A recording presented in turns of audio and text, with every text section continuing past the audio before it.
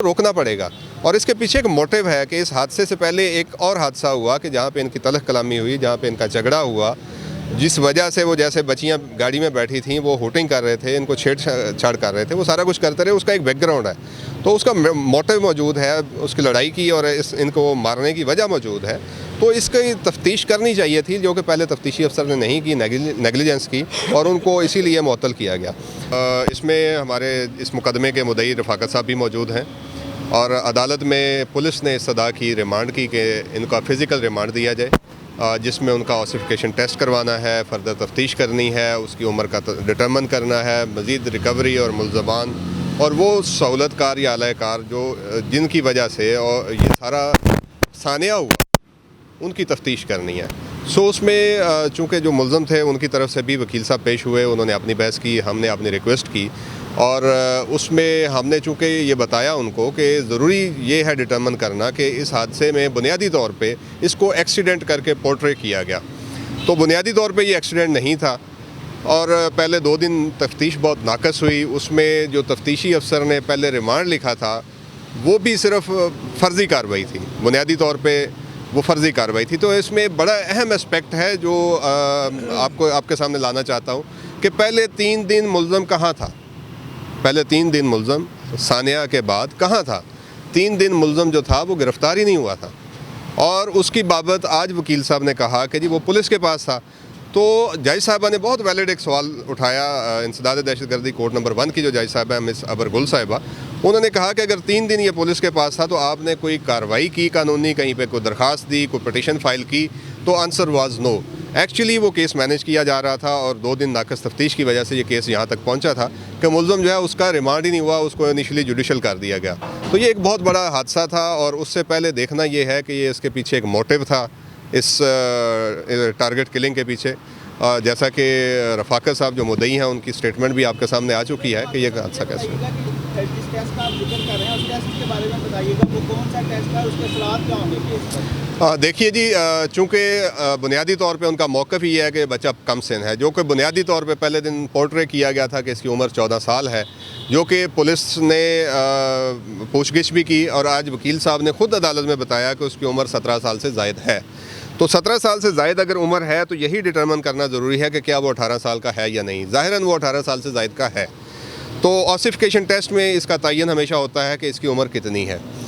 अगर उसकी उम्र का तयन हो जाता है तो उसके बाद वो तयन होगा कि क्या ये जुवेनाइल कानून के तहत, ये कम उम्र जो जुवेनाइल सिस्टम के तहत ये इसका ट्रायल होता है उसके तहत होगा, या इसकी उम्र पूरी है तो इसका ट्रायल जो है वो इस तरह आम अदालत में होगा।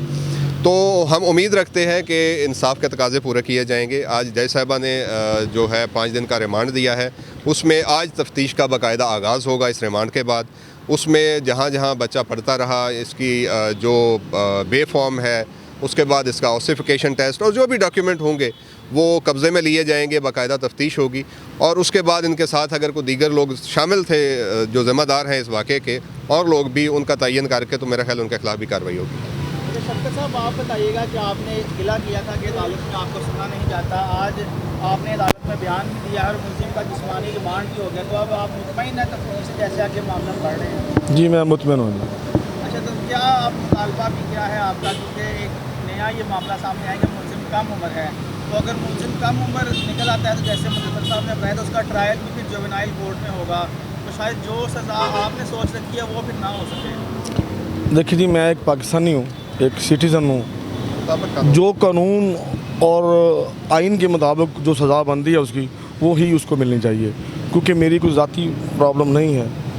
बहुत परेशान है और चूँकि कानून से बहुत ज़्यादा वाक़फ़ नहीं है। हाँ जी। अच्छा, लेकिन ये बताइएगा कि अभी तक जो मुल्ज़िम है उसके वालिद को या उसकी फैमिली में से किसी को जिसके नाम गाड़ी रजिस्टर्ड थी, उस तफ्तीश के मुतालिक क्या चीज़ें सामने आई हैं? मेरा ख्याल है सबसे अहम सवाल आपने अब किया है और इसका जवाब ये है कि अगर तफ्तीश पहले दिन दुरुस्त तौर पे शुरू की जाती तो सबसे पहले कानून मौजूद है और आपके सामने पिछले कितने दिनों से हाई कोर्ट जो है उसके ऑर्डर्स मौजूद हैं कि भाई जो लोग कम उम्र बच्चों को या वो लोग जो ऑथराइज़ नहीं है उनको गाड़ी देते हैं उनके खिलाफ कार्रवाई करें।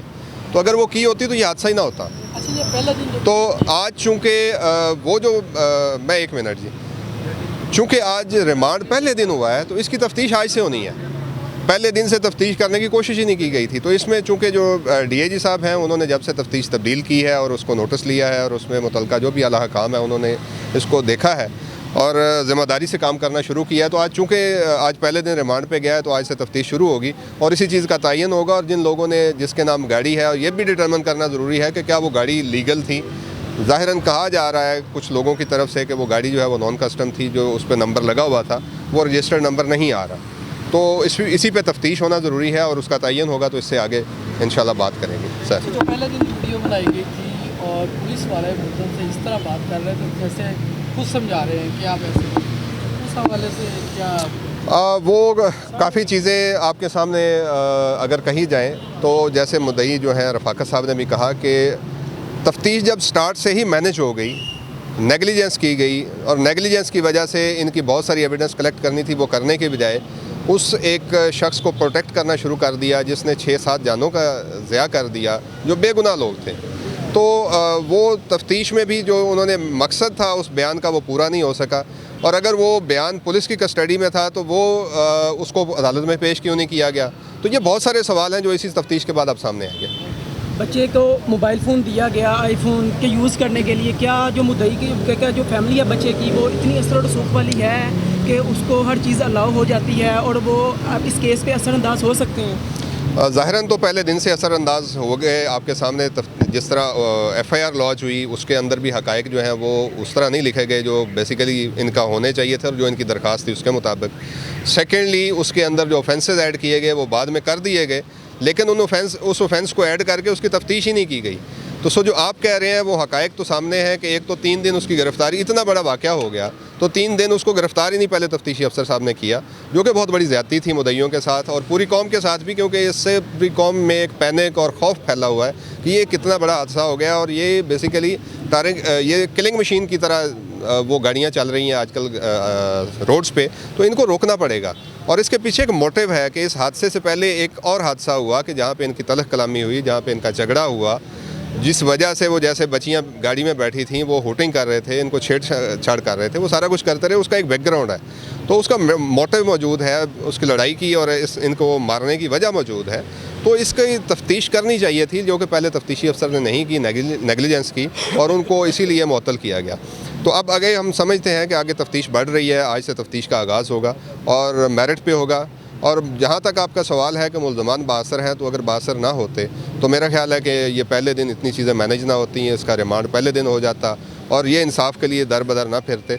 और आज कुछ उम्मीद लगी है कि केस जो है वो दुरुस्त समत में चल पड़ेगा। अगली तारीख का ऐलान बताएं, अगली तारीख कब है? अब कब दोबारा जो है वो अदालत में पेश होंगे? बच्चे की रिपोर्ट जो है वो कब तक आ जाएगी जिसमें ये साबित होगा कि बच्चा 18 साल से उसकी एज ज़्यादा है या कम है? आज चूँकि कोर्ट ने ऑर्डर किया है रिमांड का, तो हम उम्मीद रखते हैं कि जल्द अज जल्द तफ्तीश को आज से आगाज़ किया जाएगा। उसका ऑसिफिकेशन टेस्ट के लिए आगे कार्रवाई बढ़ाई जाएगी और 5 दिन बाद दोबारा मुल्ज़िम को यहाँ पेश किया जाएगा और उसके बाद पुलिस जो है वो देखेगी कि अगर तो फर्दर मज़ीद रिमांड चाहिए, तफ्तीश बाकी है तो फर्दर रिमांड लिया जाएगा। अगर पुलिस समझती है कि तफ्तीश मुकम्मल हो चुकी है तो फिर रिमांड नहीं लिया जाएगा, लेकिन मुताबिक कानून जो भी ऑर्डर होगा फिर उसके बाद हम अपना कानूनी इख्तियार जो है या कानूनी लाया अमल जो है वो इख्तियार शुरू करेंगे। बहुत शुक्रिया जनाब।